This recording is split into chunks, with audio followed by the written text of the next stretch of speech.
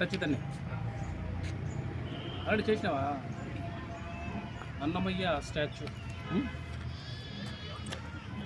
చాలా బాగుంటుంది. ఎవరైనా మనం కడప నుండి తిరుపతికి వెళ్ళేటప్పుడు ఒకసారి రాండి.